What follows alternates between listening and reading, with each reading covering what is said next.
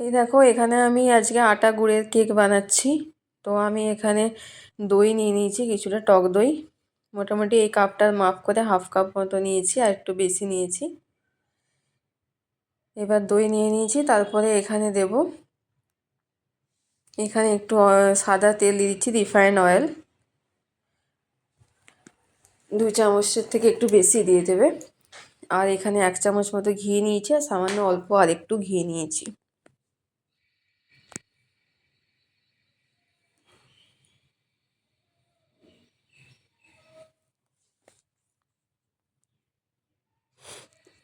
এই দেখো, এই 3টে নিয়ে নিয়েছি। এবার এখানে আমি নেব জাগারি পাউডার, গুড়ের যে পাউডার হয় ওটা। আমি মিষ্টি যেরকম খাবে তোমরা সেই হিসাবে নেবে। এখানে আমি হাফ কাপের থেকে মোটামুটি 1 কাপ মতো নিয়েছি। পাউডারটাকে ভালো করে হাতে করে গুঁড়ো করে নিচ্ছি, তাহলে মিক্স করতে সুবিধা হবে। এবার এখানে এই সবগুলো যে নিয়েছি এগুলো ভালো করে মিক্স করে নেব হ্যান্ড ব্লেন্ডার দিয়ে। যদি আরও ভালো করে মিক্স করতে চাও তাহলে এটাকে মিক্সার গ্রাইন্ডারে ভালো করে গ্রাইন্ড করে নিতে পারো। আমি এখানে এটা মিক্স করার পরেও ভালো করে গ্রাইন্ড করে নিয়েছি। এই যে মিক্সার গ্রাইন্ডারে ভালো করে মিক্স হয়ে যাবে সব ইনগ্রিডিয়েন্টসগুলো। এটা হয়ে গেছে। এরকম টেক্সচারটা ভালো করে বুঝতে পারছো কতটা মিহি হয়ে গেছে এবং কোনো এখানে লাম্পস নেই। এবার এখানে নিয়ে নেব আটা, যেহেতু আটা দিয়ে করছি তো এখানে আটা নিয়ে নিয়েছি 1 কাপ মতো। 1 কাপ আর কিছু হাফ কাপ, মানে 1/2 কাপ এরকম বলতে পারো।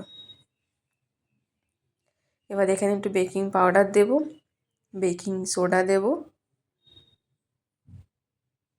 তারপর এখানে একটু ভ্যানিলা এসেন্স দিচ্ছি। এবার এই যে এটা মিক্স করলাম এগুলোকে আরও ভালো করে মিক্স করে নেব। তারপরে এখানে দুধ দিয়ে হালকা হালকা করে মিক্স করব। ব্যাটারটার মিশ্রণটা যেটা, সেটা যেন দুধটা খুব ফুটিয়ে দিইনি, ফুটিয়ে নিয়ে হালকা রুম টেম্পারেচারে রেখে ওইভাবে ব্যাটারটাকে ভালো করে মিক্স করে নিচ্ছি। খুব বেশি পাতলা হবে না, আবার খুব বেশি মোটাও হবে না। আমি দেখিয়ে দিচ্ছি কেমন হবে, মিডিয়াম একটা যেন থিকনেস থাকে। এবার ব্যাটারটা ভালো করে রেডি হয়ে গেছে। এবার এখানে একটা পাত্রে আমি এখানে টিনের একটা বাটি নিচ্ছি, এখানে একটু সাদা তেল অয়েল ব্রাশ করে নিচ্ছি। যেহেতু আমার কাছে এই মুহূর্তে বাটার পেপার নেই, সেই জন্য আমি এখানে অয়েল ব্রাশ করে এখানে আমি একটু আটা বা ময়দা তোমরা যা কিছু পুরো বাটিটাতে ছড়িয়ে দিও। আমি এখানে ময়দা দিয়ে ছড়িয়ে দিচ্ছি। এবার এখানে একটা কড়াই নিয়েছি, কড়াইয়ে সামান্য একটু নুন দিয়েছি আর একটা স্ট্যান্ড দিয়ে দিয়েছি। এই স্ট্যান্ডটার ওপরে বাটিটা আমি বসাবো।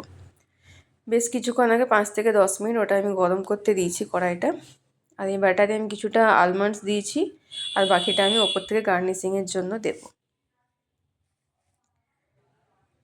এবার দেখো, গার্নিশিংয়ের জন্য আমি যেগুলো নিয়েছি, আলমন্ডস কুচি নিয়েছি। এখানে ব্যাটারটা ঢেলে দিচ্ছি আগে, যেখানে কেকটা বানানো হবে ওই পাত্রে আমি ঢেলে দিলাম। ভালো করে ঢেলে একটু, এখানে দেখো কাজু নিয়েছি, আলমন্ডস কুচি নিয়েছি আর খেজুর নিয়েছি, এগুলো ওপর থেকে গার্নিশিংয়ের জন্য দেব। আগে খেজুরটা দিয়ে দিচ্ছি, তারপরে কাজু কুচি আর আলমন্ডগুলো যে কুচি করে রেখেছি সেগুলো দিয়ে দেবো ওপর থেকে। এটা খেয়েগুলো সব আমার দেওয়া হয়ে গেছে। এবার আমি এটা পুরো রেডি। এবার এটা আমি যে কড়াইটা যে গরম করতে দিয়েছি স্ট্যান্ডের ওপরে বাটিটা বসিয়ে দেব লো হিটে। আমার 1 ঘন্টারও বেশি একটু টাইম লেগেছে, যেহেতু পরিমাণটা বেশি। এই দেখো, কেক আমার রেডি হয়ে গেছে। বার্থডের জন্য এটা বানিয়েছিলাম, আমার বরের বার্থডে।